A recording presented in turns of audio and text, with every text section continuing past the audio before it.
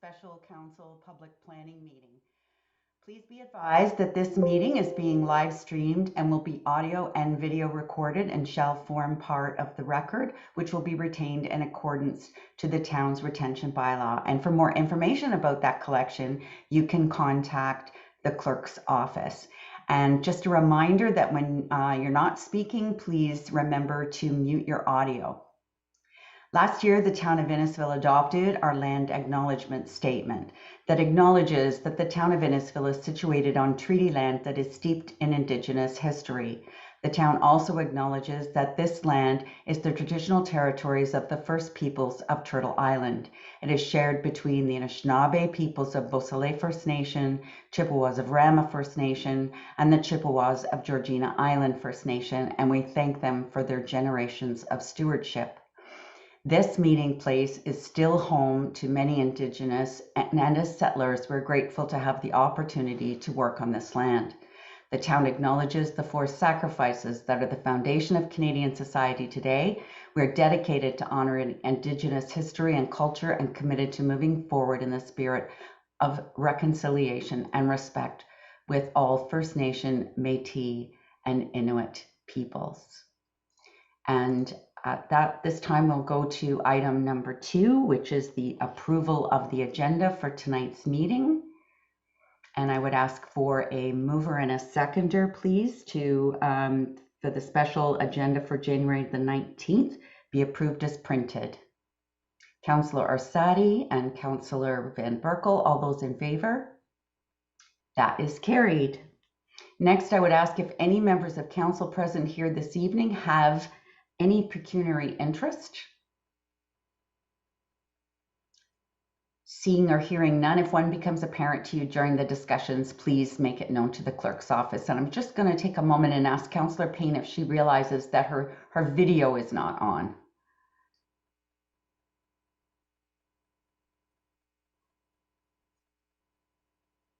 And also just wanted to point out that Councillor Ices is absent. So we'll move forward then to item 4. And I would ask someone from clerk's office maybe, oh, there she is. Okay, Councillor Payne, we see you now. Can you hear us okay? All right, thank you very much. Okay, so now tonight we have 2 items on the agenda for information and public consultation purposes, but no decisions are being made this evening. These meetings are here because of applications made under the Planning Act. So the script is going to sound the same twice, so please bear with us. We start by hearing from the town staff and consultants for the applicant regarding a proposed amendment for 2961, 2930, 2992, and 3151 Ireton Street. Council may have a few questions or provide comment, and then we will have the opportunity for public consultation where members of the public who have been pre-registered will be identified on the speakers list. And when it's your turn, I'll ask you to turn on your video and audio. You'll have 5 minutes to ask your questions, express your concerns or comments, then staff will respond where possible. If they cannot respond this evening, your questions will be answered in a staff report that will be coming forward at a future date. Should anyone wish to speak for a second time to identify an issue that has not already been raised or to receive clarification, they may be provided an additional 5 minutes. Should any member of the public watching the live stream wish to make a comment during the meeting, they can email Clerk's Services, where the Deputy Clerk will be monitoring for input and will provide your comments to Council and town staff during the meeting. Any comments received will become part of the public record. If you do not submit your comments during this meeting, you can still send comments and they will be provided to Council and town staff. You will also be added to the circulation list as an interested party, where you will be kept updated on any future information regarding this item. The email and phone number, as you can see, are listed on the PowerPoint and will remain there during the meeting. And you can also find it on tonight's agenda that can be found on the website after this meeting should further comments come to you. We'll now hear from the town clerk on how the public notice of this meeting was provided. Mr. Clerk. Good evening, Your Worship and Council. Notice for this public meeting was provided to the required agencies and posted on the town's Get Involved Innisfil page on December 20th, 2021. The notice was circulated to all landowners within 120 meters of the subject lands on December 16th, 2021, in accordance with the Ontario regulations. Corresponding signage was posted on the property on December 24th, 2021, and notice was provided in the Innisfil Journal on January 6, 2022. Thank you, Mr. Clerk. Has any correspondence been received by Clerk Services concerning the proposed amendments? Your Worship, no correspondence has been received concerning this item. And just a reminder that members of the public may provide comment or register their interest regarding this application during the meeting or up until council makes a decision on the application by contacting the clerk's office. Thank you. Thank you. We'll now hear from Vanessa Witt, Senior Planner, who will provide a high-level summary of the planning context of the proposed amendment. Ms. Witt, whenever you're ready.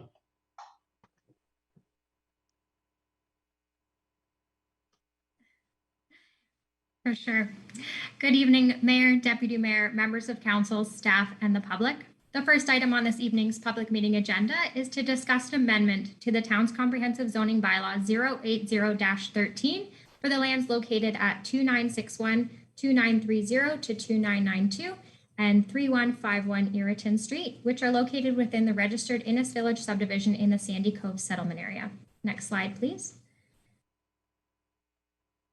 The purpose of this application is to rezone the subject lands from future development zone to future development exception zone to permit a sales pavilion at 2961 Irriton Street. And the application also proposes to increase the permitted number of model homes or demonstration units within the Innis Village subdivision from 6 units to 10 units, as well as to permit an associated temporary parking area.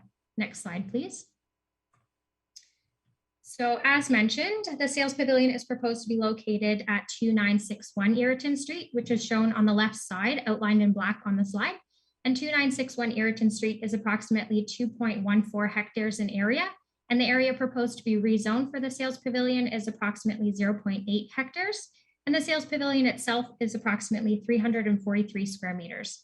So the draft zoning bylaw amendment as it's written right now proposes to rezone only the southern portion of the property to permit the sales pavilion, which is outlined in Schedule A to the draft zoning bylaw amendment included as attachment 6 to the staff report. And in addition, 6 townhouse dwelling demonstration units are proposed at 3151 Irriton Street, which is shown on blue on the slide. And the 4 single detached dwelling demonstration units are proposed across 2930 to 2992 Irriton Street, which is shown on the right side in black on the slide. And for clarification purposes, a demonstration unit means a dwelling unit that is temporarily used for the purpose of showing potential buyers what a typical dwelling unit in the subdivision may look like and does not include a sales office. So the sales office component will be satisfied through the proposed sales pavilion. Next slide, please. The application will be reviewed by town staff with respect to the planning policy documents shown on the slide, and these are detailed in the staff report as well. Next slide, please.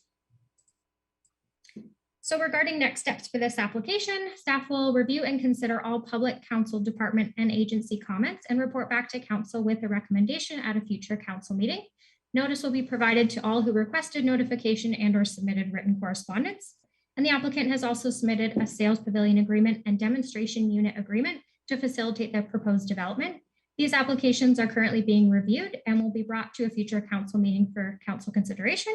And these agreements will outline details related to parking, landscaping, signage, access, servicing, stormwater management, and other matters under Section 41 of the Planning Act.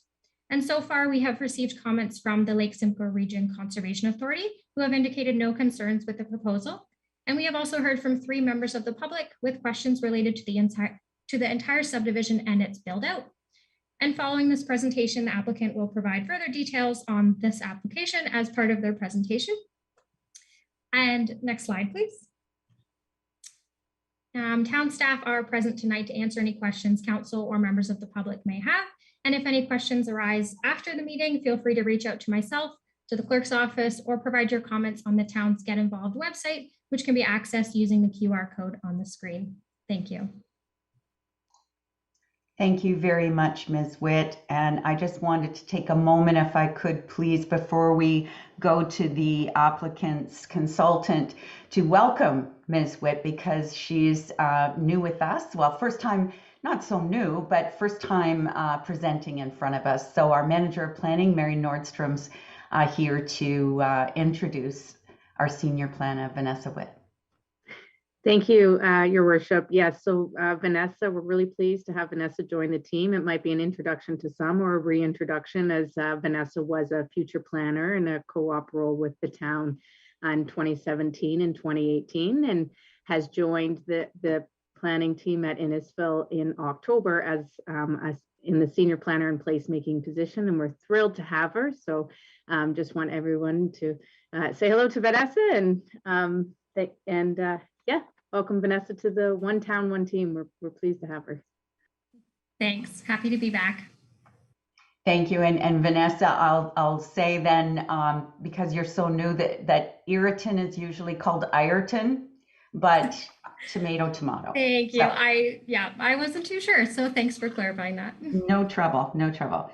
And next we will go to Chris Menzies, partner with MHBC Planning, Urban Design and Landscape Architecture, concerning the proposed amendment.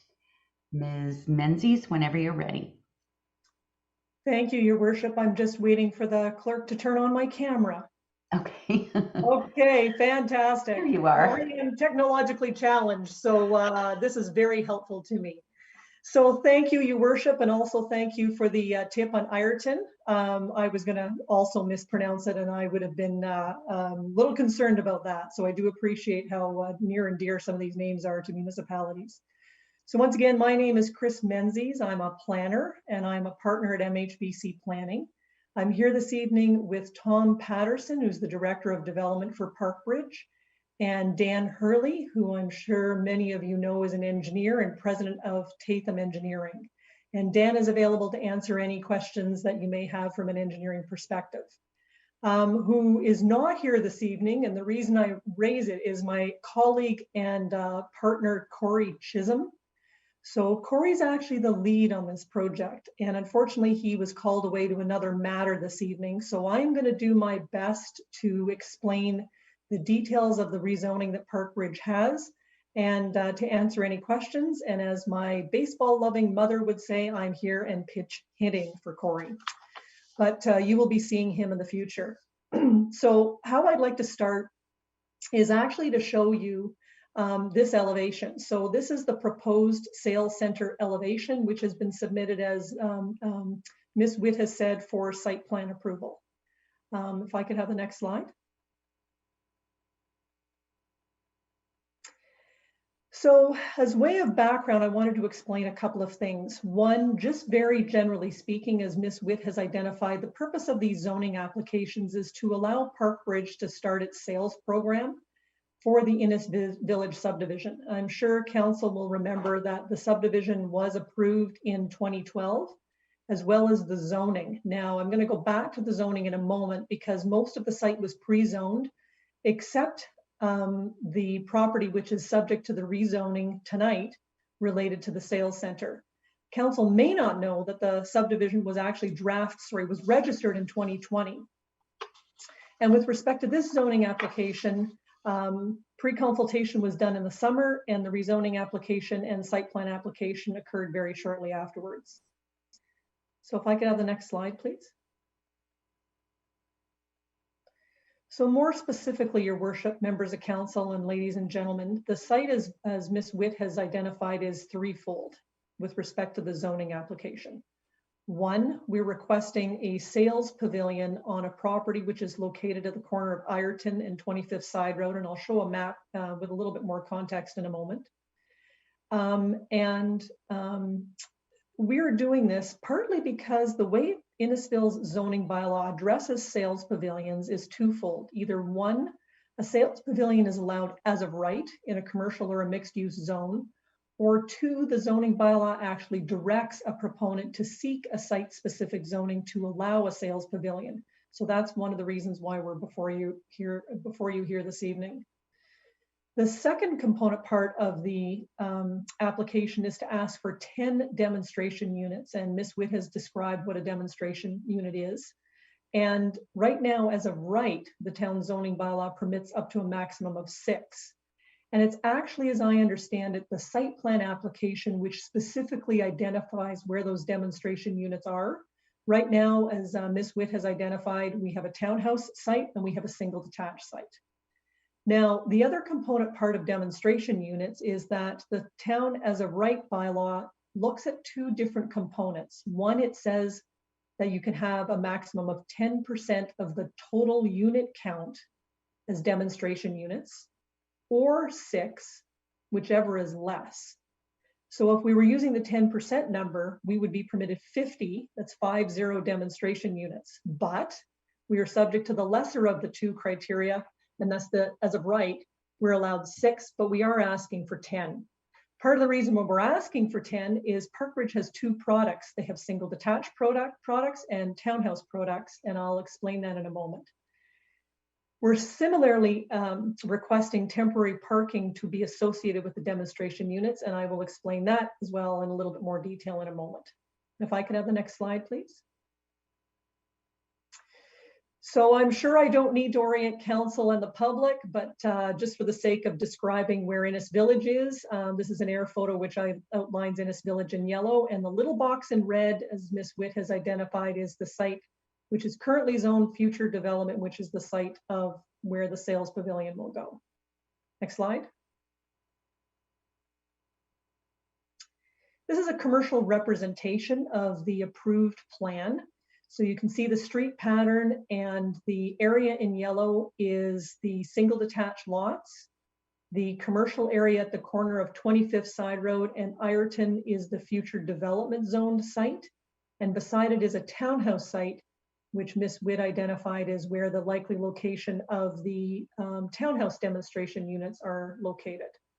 So we thought we would be able to show this in context for you. Next slide. So this just shows the portion, sorry, if you could go back, please. That just shows the portion of the property where the sales pavilion rezoning is located. Sorry, next slide. So as Ms. Witt has identified, the sales pavilion itself is about 3,400 square feet. On the right is the site plan. In this plan, Ireton Street is on the south, and 25th Side Road is off this drawing, but it's to the left. And the parking lot is approximately 41 meters from 25th Side Road. And the site plan has 2 rows of trees, as well as the lawn, between the parking area and 25th Side Road.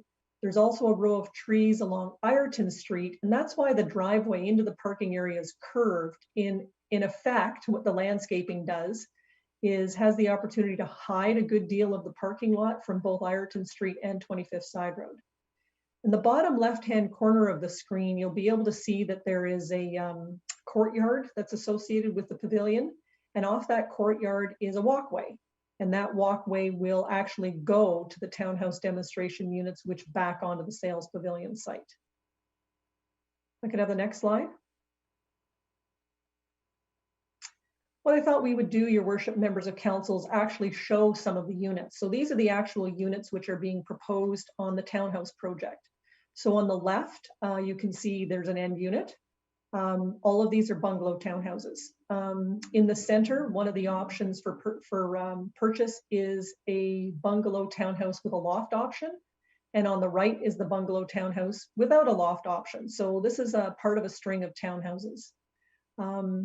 As I'm sure you can appreciate, Parkbridge has aspirations to be able to show their product, and that's why the reason for the demonstration units are being asked.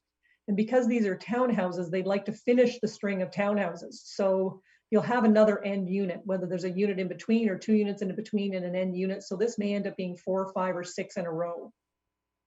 If I could have the next slide, please. Similarly, these are the actual 6 of the actual single detached units which are being proposed for Innes Village. And there are actually 2 other models as well. So it's a combination of some of these will be shown based on the culmination of 10 maximum demonstration units. If I could have the next slide, please.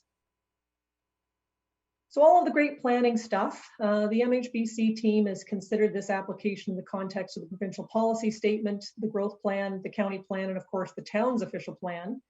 And it's our opinion that the proposal either conforms or is consistent with those planning documents. We've also had the opportunity to look at the zoning bylaw, and it's consistent with the general intent of the bylaw. And as I've identified, Your Worship, in fact, the bylaw in some ways directs that if you want to do sales in a sales pavilion, you seek one of these site-specific zonings, and as well directs that a maximum of 6 demonstration units on a large project like this is permitted. And we're seeking a couple of more because of it being such a large project with such a numerous amount of model homes. And it's my understanding that council has considered up to 10 in the past. I would also like to say I myself have looked at the development in detail and consider it good planning. I can have the next slide, please. So there's been a couple of reports that have come in support of the zoning, including a planning justification report done by ourselves, a functional servicing brief by Tatham Engineering, and at the time of the zoning application, a conceptual site plan and conceptual floor plans. But as Ms. Witt has identified, we've actually now applied for the full site plan, so those drawings are with the town. Can I have the next slide, please? So just next steps, as you said in your introductory remarks, Madam Mayor, this is one of the first public steps related to this. So this is the public meeting where council gets to hear public comment, and I will field any questions to the best of my ability. We are required to do site plan approval in this manner, and we have applied for that.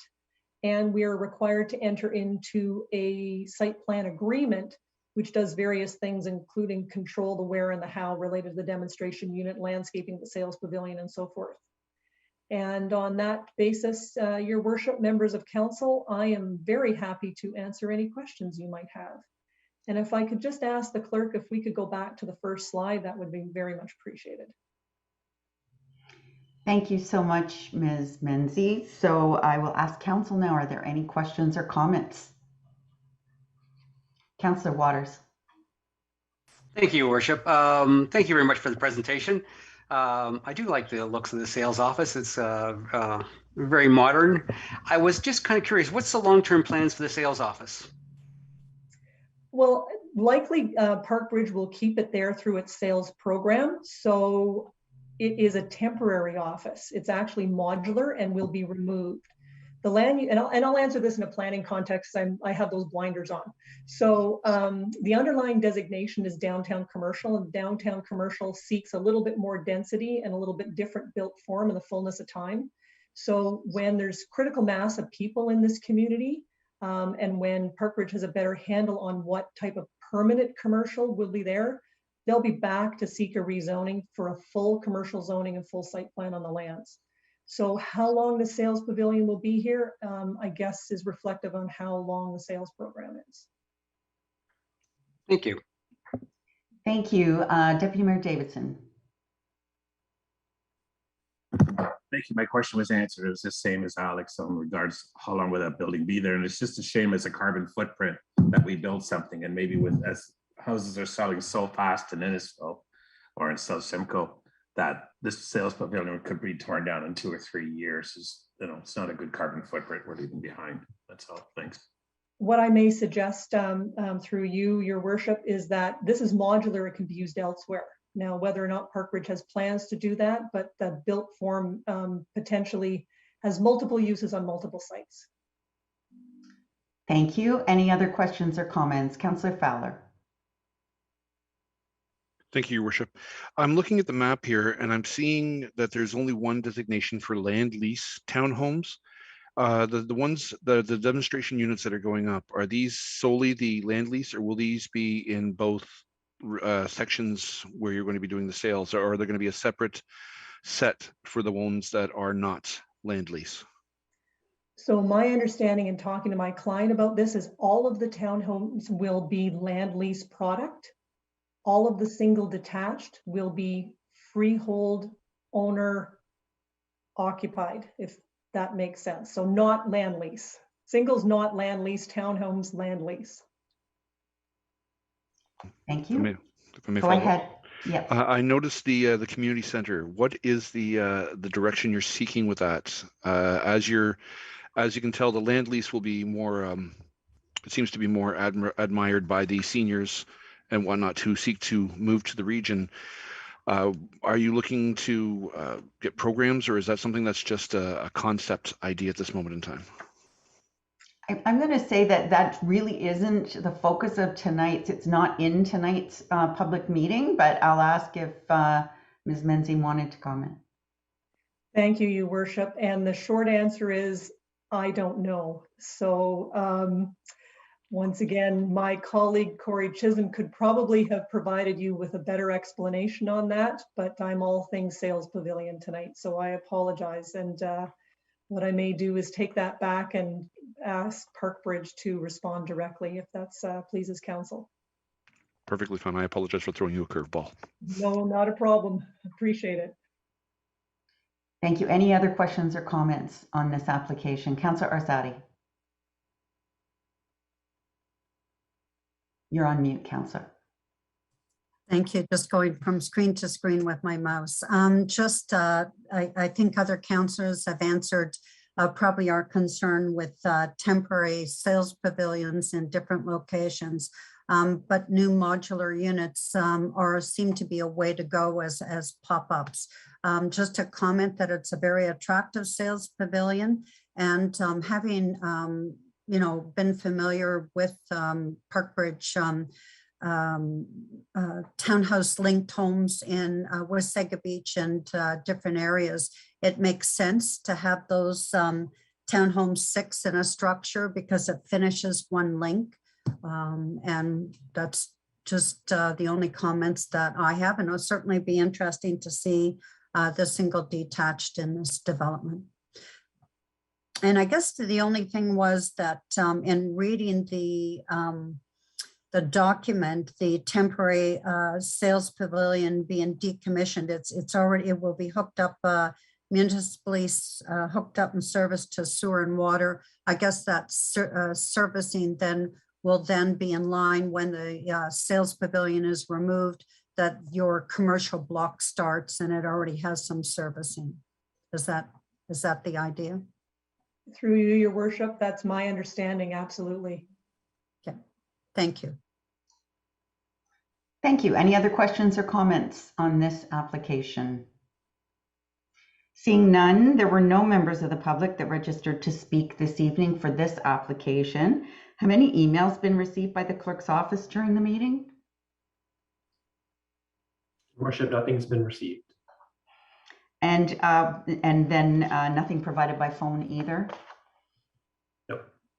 Okay, that's great. Now we'll go to the recommendation to receive any comments provided this evening. And can I please have a mover and a seconder and for item 4.1 on the agenda? Councillor Fowler and Councillor Payne. Any further comments before we vote? All those in favor of receiving this for information? That is carried. And if I may, Your Worship, before I leave you, I just wanted to thank council and staff for their time this evening. It's always a pleasure. Thank you. Thank you, Ms. Menzie. If you have not made oral or written submissions in regards to this proposal before a decision is reached, you should be aware that the Ontario Land Tribunal may dismiss your appeal. Anyone who wishes to provide comment may still do so and may also register as an interested party to be contacted before this application is further considered by council. Please contact the clerk's office at innisfil.ca. Thank you to everyone who has taken the time to watch this live stream meeting and presentation regarding the proposed amendments. Anyone wishing to provide comment may still do so and may register as an interested party. Council thanks everyone for their participation. And now we will start. I don't believe we need a break, so we'll start with public meeting number 2. So the second item on tonight's agenda is regarding a proposed zoning bylaw amendment for 4136 Third Line. We will hear from town staff and a consultant on behalf of the applicant regarding the proposed application. Council may have a few questions or provide comment, and then we will have opportunity for public consultation where members of the public who have pre-registered. Should any member of the public watching the live stream wish to make comment during the meeting, they can email Clerk Services, where the Deputy Clerk will be monitoring for input and will provide your comments to Council and town staff this evening during the meeting, which will become part of the public record. We will hear from the Town Clerk, Mr. Parkin, on how the public meeting notice of this meeting was provided. Mr. Parkin. Thank you, Worship. Notice for this public meeting was provided to required agencies and posted on the town's Get Involved page on December 10th, 2021. Notice was circulated to all landowners within 120 meters of the subject lands on December 16th, 2021, in accordance with the Ontario regulations. Corresponding signage was also posted on the property on December 15th, 2021, and notice was provided in the Innisfil Journal on January 6, 2022. Thank you, Mr. Parkin. Has any correspondence been received by the Clerk's Department concerning the proposed amendments? Your Worship, nothing's been received. And another reminder just for the members of the public watching that they may comment or register their interest regarding the application during the meeting or up until Council makes a decision on the application by contacting the Clerk's office. Thank you. Thank you, Mr. Clerk. We'll now invite Vanessa Witt, Senior Planner, who will be providing a high-level summary of the planning context of the proposed amendment. Thank you again, Your Worship, and good evening again to Mayor, Deputy Mayor, members of Council, staff, and the public tonight. The second item on this evening's public meeting agenda is to discuss an amendment to the town's comprehensive zoning bylaw 080-13 for the lands located at 4136 Third Line. Next slide, please. The purpose of this application is to rezone the subject lands from residential rural zone to residential rural exception zone. And this application proposes to revise the permitted group home definition to increase the number of persons permitted to reside on the property from 6 to 25 with an additional 5 staff, to reduce the required rear yard setback from 10 meters to 3.1 meters to legalize the existing deficient setback, to limit the gross floor area of the use to the existing buildings, and to provide a site-specific parking provision of 5 parking spaces. The amendment also recognizes the role of the group home as a wellness center, providing residents with resources and one-on-one and group counseling for mental health and addiction. Next slide, please. The subject property is located north of the Third Line between County Road 27 and the 5th Side Road. The lands are approximately 2.8 acres in area and currently contain a single detached dwelling, an indoor swimming pool, a tennis court, and garages and workshops. The owner is currently operating a group home on the property in accordance with the zone permissions, and this application proposes to expand this use. The property is currently surrounded by agricultural lands, with the closest residential dwelling being approximately 430 meters to the east. Next slide, please. This application will be reviewed by staff with respect to the planning policy document shown on the slide, as well as the community strategic plan, the community needs assessment, and the community health and wellness strategy. And this information is detailed in the staff report as attachment 4. Next slide, please. So regarding next steps for this application, staff will review and consider all public, council, department, and agency comments and report back to council with a recommendation at a future council meeting. And notice will be provided to all who requested notification and or submitted written correspondence. And it is also important to note that if this zoning bylaw amendment were to be approved, a site plan control application would be required to facilitate the development. And so far for this application, we have heard from 3 members of the public who are seeking further details on the proposal, some of which who have registered to speak tonight. And following this presentation, the applicant will provide further details on this application as part of their presentation. Next slide. And again, town staff are present tonight to answer any questions that council or members of the public may have.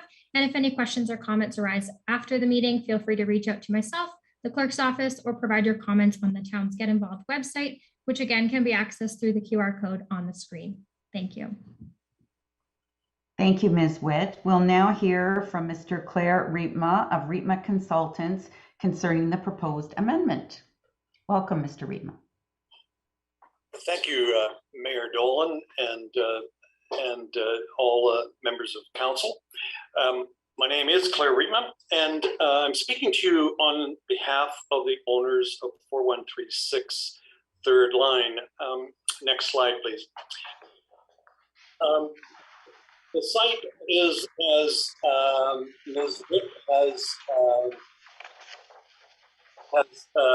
outlined it, it's about 2.8 acres in size, and it's about a kilometer from Highway 27.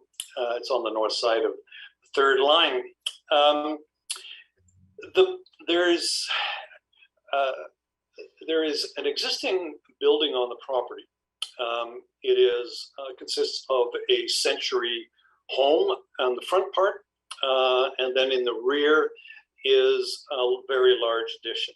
It's about 10,000 square feet altogether.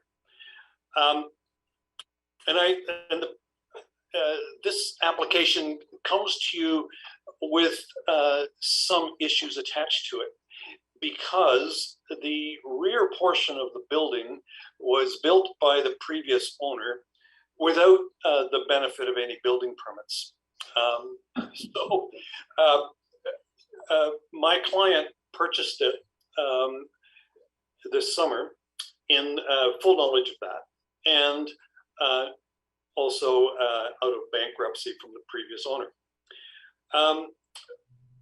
We have been working diligently with your building department to get the building permits mess sorted out. And we are a long ways along that now. And we are looking forward to finishing that in the not too distant future. I must say that I really do appreciate the cooperation of your staff. And Ms. Witt particularly, I think, is someone that the town is very lucky to have on board. The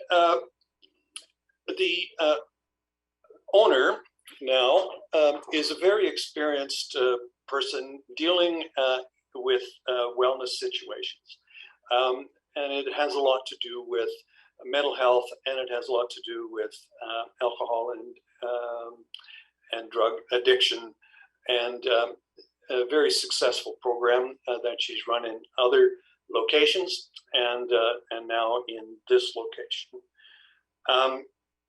The application before you, as Ms. Witt has said, they are currently operating there in accordance with the bylaw in the front part of the house with 6 people, and it is classified as a group home. It really doesn't function in a classic group home. It is more of a wellness center in terms of helping people get well and recover from addictions, particularly.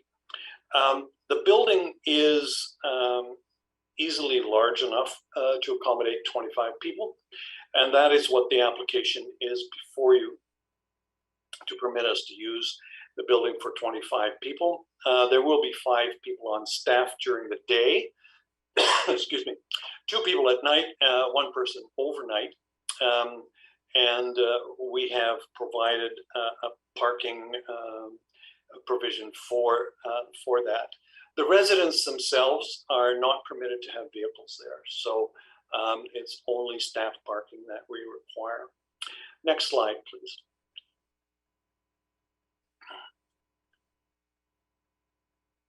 So as you saw in the picture, the building is very much at the rear of the property. And this is a picture taken from the front of the property. So you can see that it is really not visible at all from the road. And it's a very attractive kind of location for it. Previously, the owner lived there with, and we're not quite sure how many families live there, but there were upwards of 15 people living there. And in addition, in the garages, they were running a number of businesses. And so our expectation is that actually the level of activity on this property will be considerably reduced as a result of this application. Next slide, please. So this gives you the picture of what is on the property. You'll see at the left-hand side is the upper left is the existing house. As you can see, it's a large two-story structure. There are a series of garages attached to the building, and that's where the businesses were run out of. We're showing them as parking spaces, but as you know, most people don't park in the garage anyway. So we're also showing 5 additional parking spaces outside of the garages for staff. There is a tennis court there already in the lower left. There are 2 septic tanks, well, and extensive landscaping in the area. Next slide, please. The existing zoning is RR, rural residential, and it permits a 6-person group home. The request before you is to increase that number from 6 to 25, to recognize that this is a wellness center that is focused on mental health and addictions. As I said before, the gentleman before neglected to get a building permit, minor detail, but he also happened to not understand the required setback. So the setback request is for 3 meters, which recognizes the existing setback. We have no intention of expanding the building, and so the zoning bylaw limits the use to the existing structure. And then lastly, we specify that the minimum number of parking spaces are 5 for staff. Madam Mayor, that is my presentation. I would be happy to answer any questions. Thank you, Mr. Rietma. Questions or comments from members of council? Councillor Orsatti. Your worship, I noticed that in looking at the report and showing the sort of the mapping of the existing building and the parking spaces, you said that it'll be 5 staff and residents would not have any vehicles. Is there any need in the future for visitor parking? And I certainly know that there's a lot of space at the front of this building that would, I guess, allow that. I just wonder if that's going to be a future need. And you said that I think a lot of staff don't use the current garage to park their vehicles. So sometimes it gets changed from a garage to storage, and then you're still looking for parking. So I'm just wondering at possible future parking needs. Madam Mayor, through you to Councillor Orsatti. You're right, there's lots of room to create additional parking. However, in this operation, visitors are not allowed, and probably for some very good reasons. So we do not foresee the need for any additional parking spaces at all. Thank you. Other questions or comments from members of council? I have a couple, and then so is it actually operating as a group home with a maximum of 6 people now? And if so, how long? Yes, it has. My client acquired the property in the early summer and went through the process with your building department to operate the building. And currently it operates as a wellness center with 6 people. Thank you. And I'm really wishing Councillor Ices was here tonight. but I'll try to channel my inner agriculture person. Surrounded by agriculture and biosecurity, I would imagine. I believe there's a large poultry operation near here, egg farm. And I'm also wondering about biosecurity or security of the farm. So that would be one question. And then my other question would be, how often have we had uses put into agricultural community only then to have the people who move in complain about the agricultural practices, the noise, the smell, et cetera, et cetera, et cetera? Yes, thank you for channeling Councillor Ices. I think that there are a very valid question. The only thing that I can say in response is that we recognize that the existing egg operation is there, and we already have this house here. So I don't think that we are increasing any potential conflict in this case. I don't think that there's an issue in terms of biosecurity. There may be, when they're spreading a manure or something like that, there might be some odor, but it's no different than if you had, a large family living here. The same impact would still occur.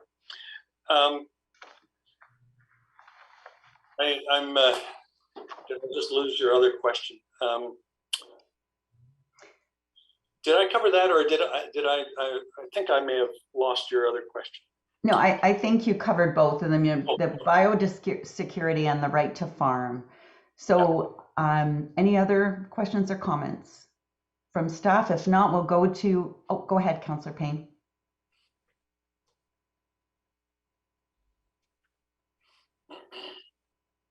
Sorry, had to find my cord.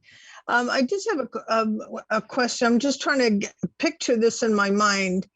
They're wanting to be able to have 25 people in one home, and it says limit the use to the existing building. So the existing building, I don't think would be large enough for 25 people, for one. And what about washrooms and showers and that kind of thing? Is there a limit to that for the amount of people that are in there? Mr. Rietma? Thank you, Madam Mayor. To Councillor Payne, the building is in excess of 10,000 square feet. There is ample room for 25. In fact, it could accommodate a higher number. But my client prefers, based on her experience, to not go larger than 25.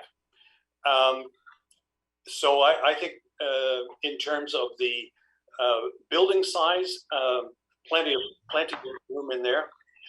In terms of the servicing, we've had a servicing study done, and the well on the site is quite capable of handling the loads that will be here. And we are installing a new septic system that is geared to 25 people plus staff.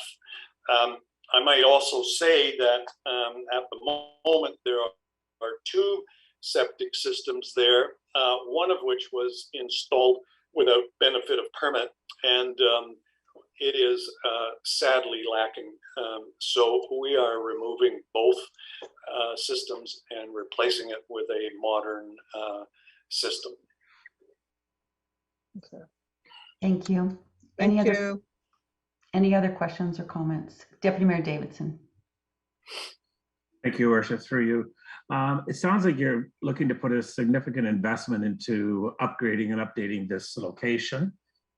Personally, as a person that thinks a lot about mental health care and the needs today. I think it's rather a good location, as it's not in a neighborhood, because if it wasn't somebody's neighborhood, we'd probably get a lot of NIMBYism, which seems to be dominant a lot when you start to do these things. So I already think it's a good idea. It's a good location. And now that it will be brought up to code, I'm sure that it was many things were done without procedure. So I look forward to seeing as we move forward on this. I think it's good for the community that we need this at this time. So thank you very much. Thank you, Deputy Mayor. Oh, sorry, did you want to respond to that, Ms.? I might just remark on that comment. I agree, and so does my client, that it is an ideal location. There are no residents in the immediate vicinity. It is in a rural and agricultural area. And, you know, my client is going to be serving the agricultural community, because we have these kind of issues in the agricultural community just as much as we have them in the urban area. And the location is ideal in the sense that it is removed from sort of all of the pressures of everyday life, and at the same time it is not way out in the boondocks. It's reasonably accessible. So I think it's a rather unique situation that we have here, and I think the use is going to work very well here in the community. Thank you, Mr. Rietma. Councillor Waters. Thank you, Your Worship.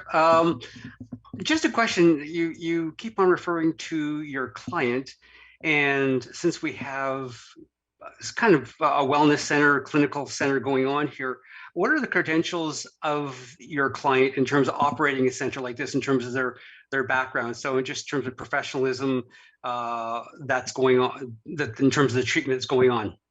Yeah. Yeah, Angie is actually on the line, but I can tell you that she has been in charge of a wellness center in Erin in the rural area, and as well has operated another one in before that. So she has many years of experience doing this kind of work, and the other part of it is that this facility is in the process of being accredited as well. So her operation in Erin was also accredited. So it is fully licensed, if you will, and meets all of the standards that we would apply to these kind of situations. Follow up, Councillor Waters. Thank you, Your Worship. This is, I guess, directed at our staff. Do we have any requirements for these types of services in Innisfil that we require from these businesses? Ms. Witt. Yep, through Your Worship, to Councillor Waters. So under the group home definition, we do have requirements, like Mr. Rietma said, for it to be, I believe the wording is either licensed or accredited or approved by provincial statutes or municipal bylaws. So as Mr. Rietma mentioned, this one is working towards its accreditation. So that would satisfy our zoning bylaw definition to meet the definition of the group home. Okay, and just one final question. In terms of that, we do have a mental health program at the Rosado Center. Are there any opportunities to work with the Rosado Center on any type of issues? Madam Mayor, in response to Councillor Waters' question, the answer is absolutely. And in fact, my client has reached out to RVH and the Rosado Center, and they will be building some sort of arrangement between the two of them to work together. I might also just mention that the accreditation that is being worked on at the moment is a federal, excuse me, a federal accreditation, excuse me, that is given by the same organization that accredits hospitals and nursing homes. Thank you very much. Excellent. Thank you. Thank you. Any other questions or comments before we open it up to the public? Seeing none, we'll now hear from those members of the public who have questions regarding the proposed amendment before council receives the presentations, report, and all comments provided during this meeting. The speaking order is now on the screen. When it's your turn, you'll have 5 minutes to express your questions or concerns, and town staff will be capturing your comments as we progress. Once your 5 minutes are up, please turn off your video and audio, and I'll call on the next speaker's name. Once everyone on the list has had the opportunity, I'll then ask for additional speakers. So you'll have an opportunity a second time should something else come to you. During the meeting, once you've provided comment, you may remain in the meeting, but please do turn off your audio or video. You may also leave the meeting and watch on the town's YouTube live stream, whichever you prefer. I will now ask the first person on the list, Jean Bisner, to please turn on your video and audio and state your full name for the record in case I said it wrong. And please proceed whenever you're ready, and welcome. Thank you for being here. Thank you, Mayor. Thank you, Council. Yes, my name is Jean Bisner. I live at 4031 Third Line, Cookstown. I'm basically across the street from these people. And my concern is the amount of people this place is going to house. I grew up, well, I didn't grow up, but I spent the part of the 80s in the Toronto district of Cabbagetown, and we were inundated with group homes. And this caused a lot of issues with vandalism, with crime, with people wandering. And I worry that to have 25 people in this location is going to be tough because they've got nowhere to go. My issues are, how long do these people stay? The term group home covers a huge group of people. The definition of group home is where a small number of unrelated people in need of care, support, or supervision can live together. How long are they living together? And this includes elderly, mentally ill. It includes people with addictive behavior, and addictive behavior includes alcohol, drugs, sex, gambling, shopping addiction. There's so many variations of that definition that to just say, oh, we're going to have a group home, this person who's doing this, she may have good intentions, but what if her business fails? What if her business changes and she goes from this wellness center that has all the right intentions, everything about it is going to be fantastic, but then all of a sudden you end up with a bunch of kids who have addiction issues, or you end up with a different type of group of people who have sex addiction, people who have gambling addiction, and I'm across the street.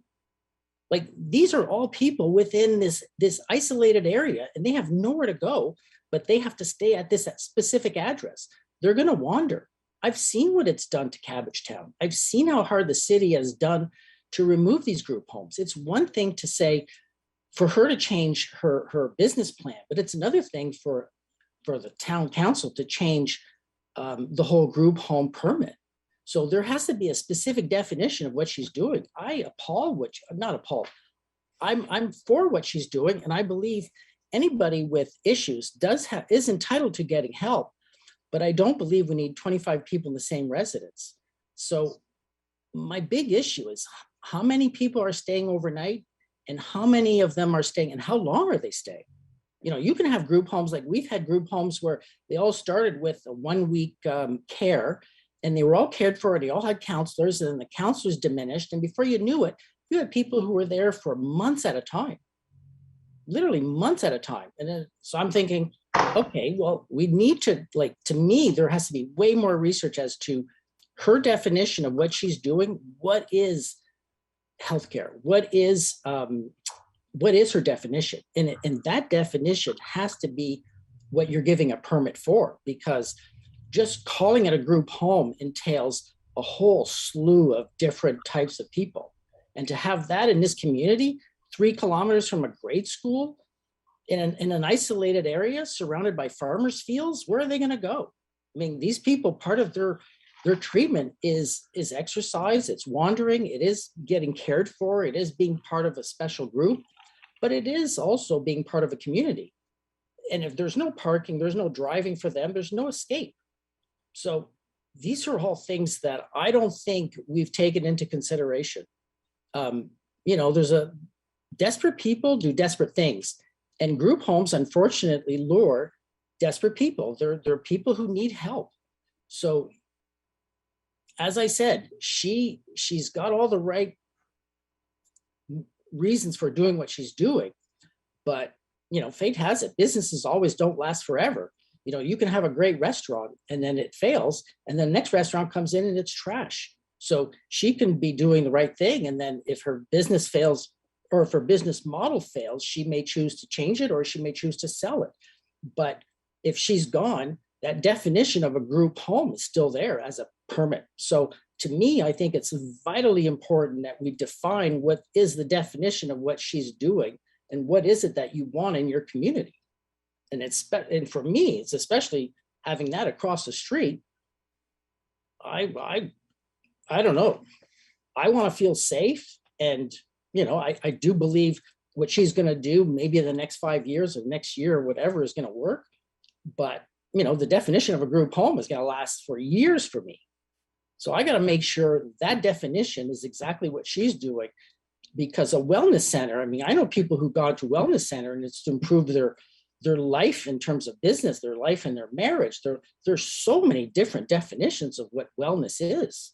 So what is she doing? Is it addiction? Fentanyl has gone crazy with addiction. Fentanyl has gotten so aggressive. Is that what she's dealing with? Is that what we're dealing with? That's all part of group home. So I don't think you guys understand the importance of a wellness center and a group home. There has to be a certain definition if you're going to be giving a permit to this person to say, okay, if she leaves or if it fails, she gets to go, but she gets to sell this property as being another group home, and that other person just gets to come in and do whatever. A halfway house is a group home for ex-cons. These are all group homes in terms of the definition of group home. So this is the kind of stuff that I think, I'm all for it, and I believe we all deserve a fair shake, and we all deserve to better ourselves. But to me, we just need to understand what exactly are we giving her a permit for. Thank you, Mr. Bisnair. If you think of something else you'd like to add, you can come back again after everyone's had the opportunity, if you'd like. Thank you for your comments. Thank you very much. Next is Bill and Marg Coy.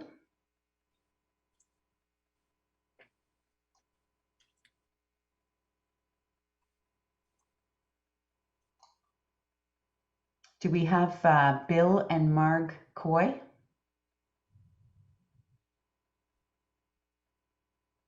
Okay, we'll move on to the next speaker, and then I'll ask again at the end. The next speaker is John and Connie. Oh, there's Bill and Marg Coy. Sorry.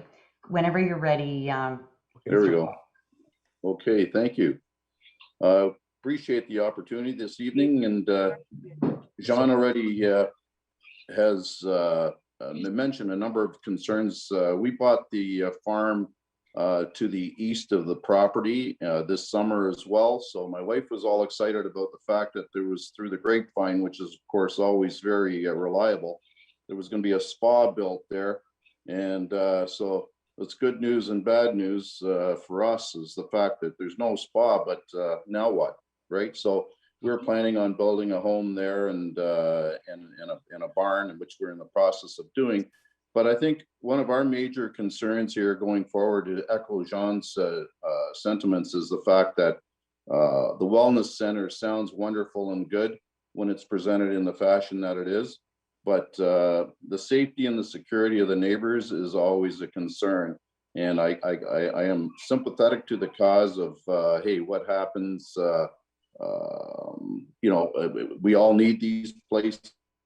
They provide an excellent recovery program, but at the end of the day, it's something that what happens when it's not there anymore, right? So to Jean's point, I agree 100%. That was going to be my concern. If she closes up shop, what happens after that?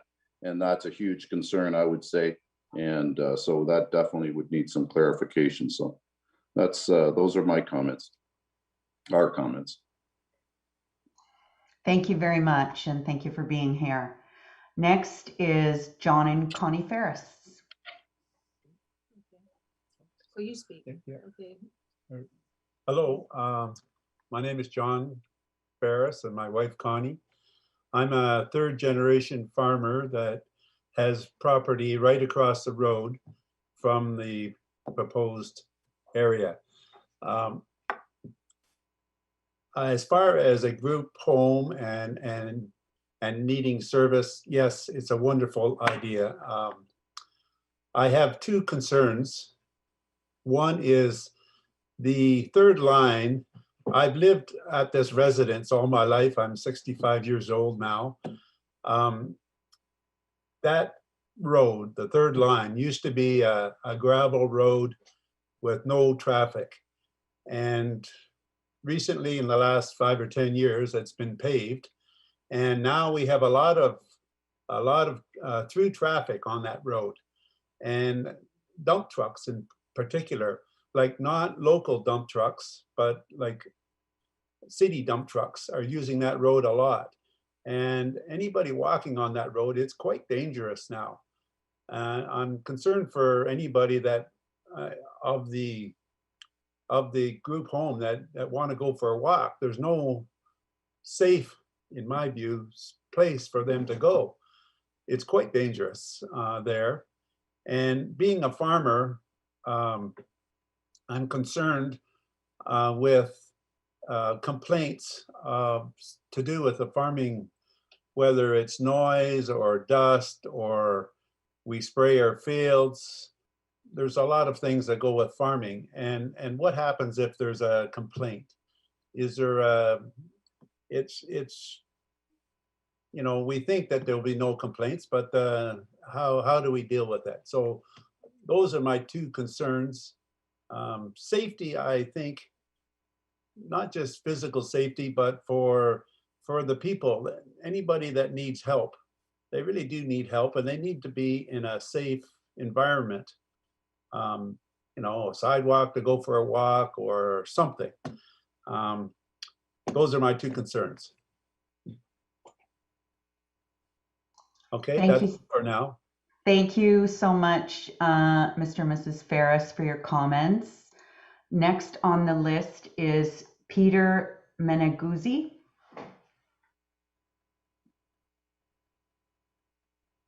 Bear with me, I'm just trying to get my video going. I can't start the video, and there we go, I can start the video. Welcome. Hi, thank you. Thank you, Your Worship and Council, and all the parties involved for the opportunity to participate this evening. My name is Peter Menegoozy. My family, Diana, and my two kids reside at 3831, the third line. We're actually just a little under 1,000 meters away from the subject property. One of 13 neighbors on the third line between the Fifth Side Road and Highway 27. My family and I have resided here for the better part of 20 plus years. We actually have 4 generations of family that have participated in the farming and residing at this property. In terms of an opening statement, in terms of the subject lands, they were originally severed to create a retirement lot. So, you know, the intent, I think, was a single family dwelling and the benefit and enjoyment and use of such.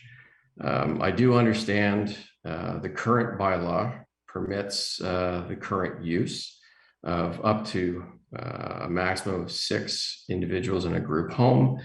And I just want to state that, you know, we don't have an opposition to that based on it meeting the current bylaws. And as everyone had stated earlier, there is a need societally. I would like to note a number of inconsistencies and inaccuracies within the submission that are going to be requiring clarity, I think, for everyone's sake. I have a few examples that I could raise. The first one being 1.4 in the planning justification report. It states the capacity of approximately 25 persons plus staff. That's plus or minus. I don't know if it's more or less, it's an approximate. Further to that, under 2.8, the Innisfil bylaw zoning component, it states only to permit up to 25 persons. The second example of something that requires some clarity or maybe an adjustment is 1.2, the property description stating that it contains 2 septics, the appendix attached to the document or the justification report. It indicates that there's a proposed tile field, which would suggest, to the earlier point that Mr. Ripa had suggested, that there is an application in, or rather there is a new service coming in. So I'm not sure if the permits and the MOE has been involved in that new adjustment, but there's some question as to the documentation and the consistency in terms of how it's been produced. The other is the example of the property use. The property at 1.2, it states that the property had, in addition to 15 or up to 15 family members living in or on the property in its previous use. To the best of any of the other neighbors and what was being used, there were only six persons living or residing at that restaurant, at that residence. Actually, the other inconsistency too is there was a statement regarding the land use, or rather area. The application shows 1.4 acres, and this evening 1.14 acres rather, and the acreage that was stated earlier was 2.8 acres. Anyways, I do have a concern with respect to the way that the application has been circulated. It is a public document. There's multiple redactions. Some have corrections on them. Anyways, I just want to state that for the record. I have not seen that before in previous documents such as this. The other question, I think it brings us back to the comment, or I guess the relevance of the agricultural lands and the uses, as well as the farming operation that is adjacent to it with livestock, because hens are considered livestock, and in the application under 14, it says use of features of subject lands within 500 meters. If I look at the first item being operations of including livestock facilities and stockyards, it states no, that there is nothing within 500 meters. I'm questioning that in my own mind, because that would suggest that the local conservatory, or rather conservation authority, I think would be required to be involved in this. So I want to make sure that everything is being looked at and regarded, because I know the earlier statement was that the previous ownership had modified and made adjustments to the property, as well as the facilities without permit, and I'm starting to wonder if some of the activities and changes or modifications are moving in a similar direction. So that's basically my opening sort of statement from the perspective of what I've heard and adjusted to. In terms of questions, I'm wondering, is the owner or the operator able to take the questions regarding the actual operation? Would that be I think what you could do, Mr. Menegoozy, is just state your questions, and then all of this information will come back in the form of a staff report. But what I'm going to ask you to do, because you are at your 5 minutes now, if you wouldn't mind just pausing for a moment so that I can go back and ask the other three presenters if they had any further comments or questions that they would like to make at this time, and then we'll go back to Mr. Menegoozy. Anyone has any other comments if they wanted to turn on their audio or video? Seeing, oh, Mr. No, I'm not seeing anyone. So Mr. Menegoozy, why don't you provide? So instead of having a back and forth here tonight with questions and answers, you state your questions and they will get captured in the staff report and reported back, and you'll be notified when that's going to happen. I said that you want to talk and you didn't. Perfect, thank you. say anything. I was gonna. And Mr. Bizner, there we go. Yeah. Thank you. Sorry. That's okay. Yeah, go back to him. Did you want to speak? Yeah, okay. Well, I just wanted, thanks again. No, I guess my only clarification is, I do want to make it clear that everybody deserves a right to do what they want to do. And it is a great cause. For me, the biggest concern is in the definition of what a group home is. If the town could just take extra time to make sure that what she's doing is what she's allowed to do, but whoever comes in after her, if that happens, that we make sure it's fairly specific, because it does entail a huge variety of types of homes that can occur. That's my biggest fear. Thank you. Thank you. Anyone else?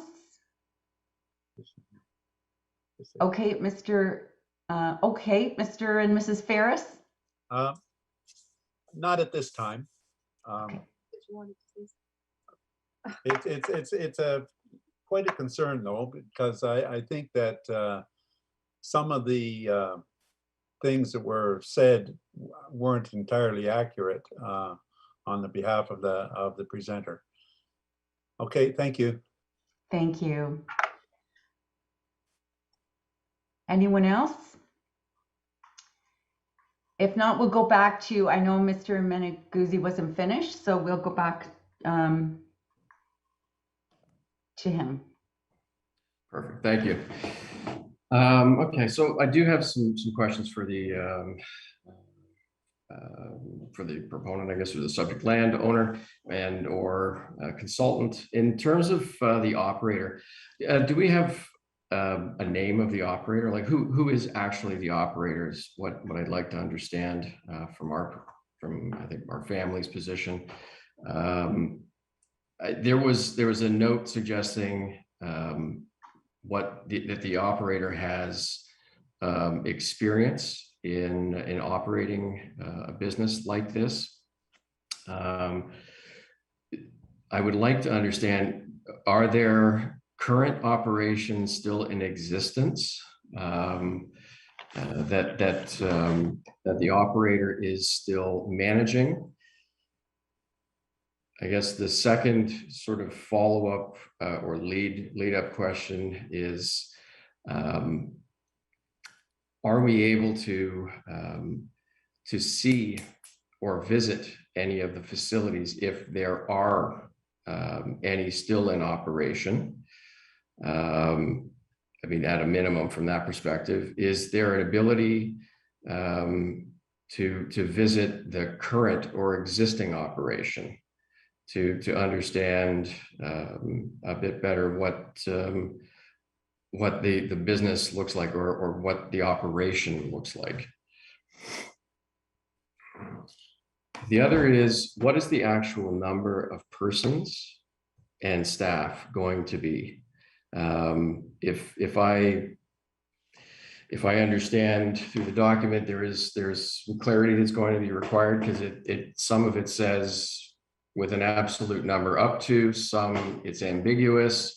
I think that needs to be clarified. And in terms of the staffing and the ongoing staffing, if the question really comes down to what I've been able to see on a website in terms of what the team is, in terms of the involved team for the facility. It shows the greater number of 16 staff. Now, I'm not suggesting that they're always there, but there's 16 different staff members that are named as part of the operation. I know this operation is suggesting only 5. So I'd like to really understand what that looks like from an impact perspective. And then, what was my other question here? Yeah, in terms of the overall number of staffing, there's I guess an item suggesting, okay, so the proposed use, it says the group home serving as well as wellness center. So when we talk about group home and wellness center, are they being regarded as one operation with the head count or the total population being the persons seeking assistance as well as all the members required to operate it? Are there daily drop-ins? Because there's a suggestion that if someone is looking for support and assistance, that there's ongoing ability to come in and check in. Is it once a week, once a day, once a month? I think it'd be important to understand what the clarity or what that looks like, because that will also have a greater level of impact. So then the other, I guess my other question is, yeah, so that's that. Okay, so that was a staffing piece. I did have a question, or rather a point regarding the acreage. And then with a home as large, or I guess a population of staff and persons occupying this home, it no longer functions in what I think what anyone would deem as a traditional residential property with an extension of uses. It almost falls into like almost a commercial use. This is beyond what I think what the original intended use when the severance took place, and even what the current bylaw allows for. It starts to become something where you're going to have, like a commercial kitchen. Like there's preparation, there's trucks for logistics to bring food in and out. I would suspect, like, I don't understand how that operates. It would be interesting to get a better sense of what that impact looks like on the surrounding neighbors to support the business operations, because it's very unclear to me how this footprint will impact all of us in the surrounding area. And I guess the question then goes back into maybe to the town as well. Is the town familiar with any facility of this size? Is there an example of it in Innisfil? What's the largest facility in Innisfil? I understand there's a group home of 6 in Cookstown, but that's a far cry from what's being proposed at this facility.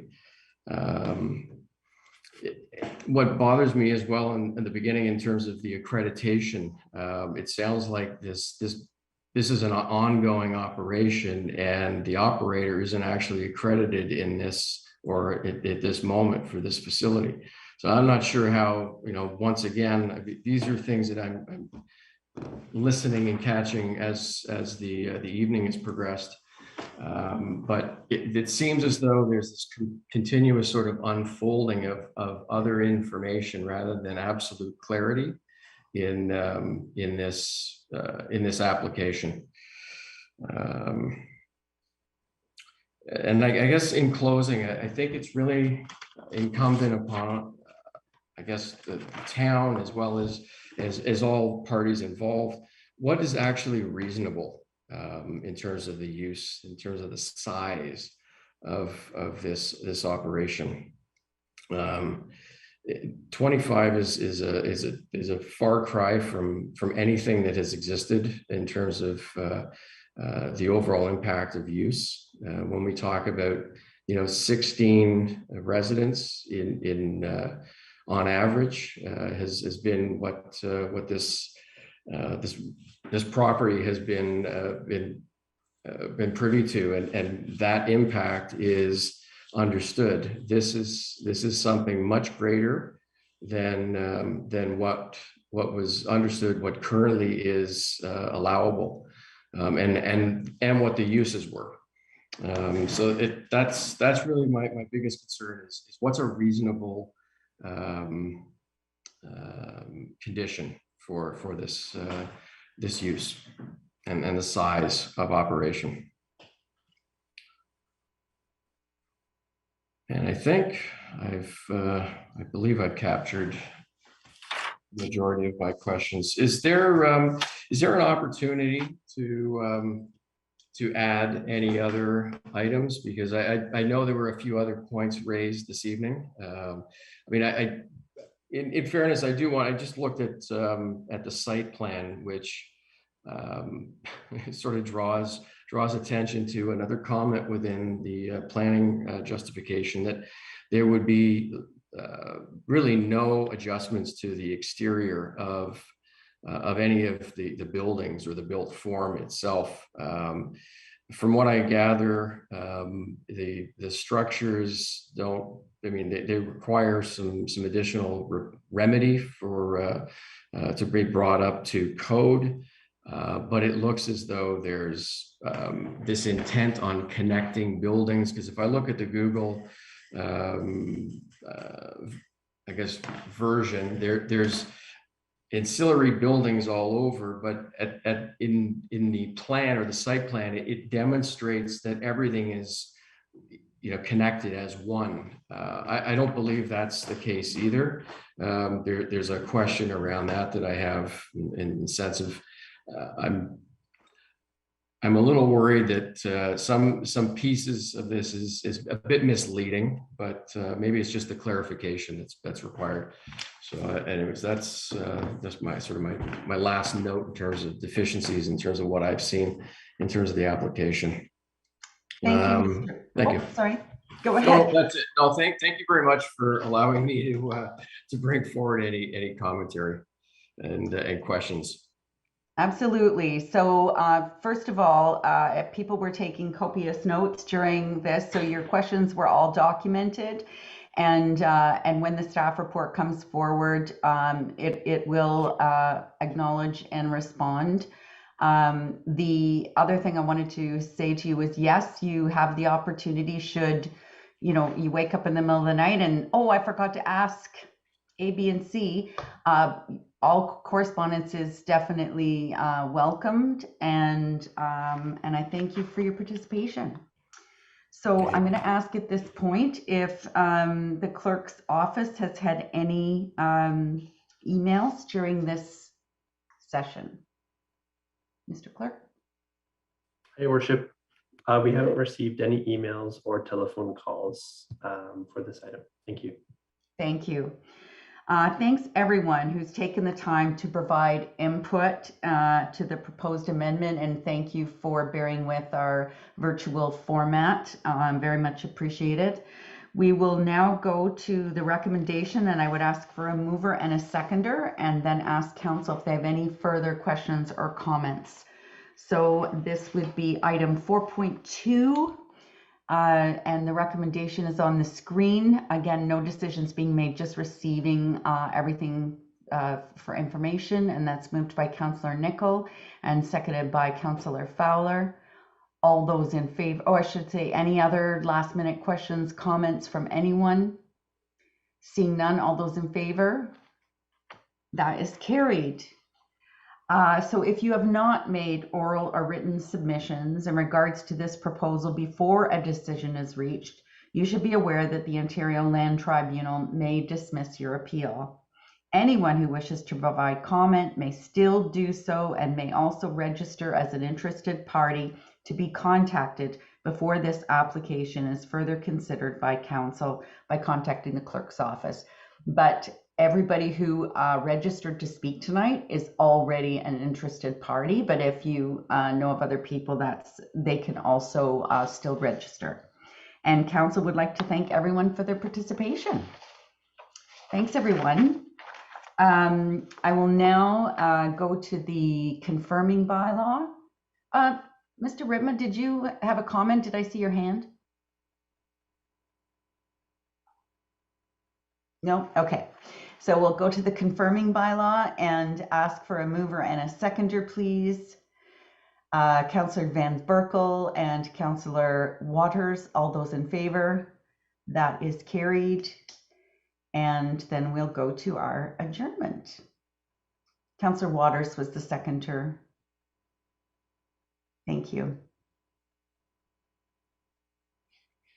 And I will ask for Councillor Nicol and Councillor Fowler to move and second our adjournment. Thank you, everybody. Thank you, council, for your attention. Thank you, staff. And we'll see everyone next Wednesday for our regular council meeting. Oh, am I right or wrong? There's not one. Is there one next week? Yeah, there is. We're all in favor. Okay. All in favor?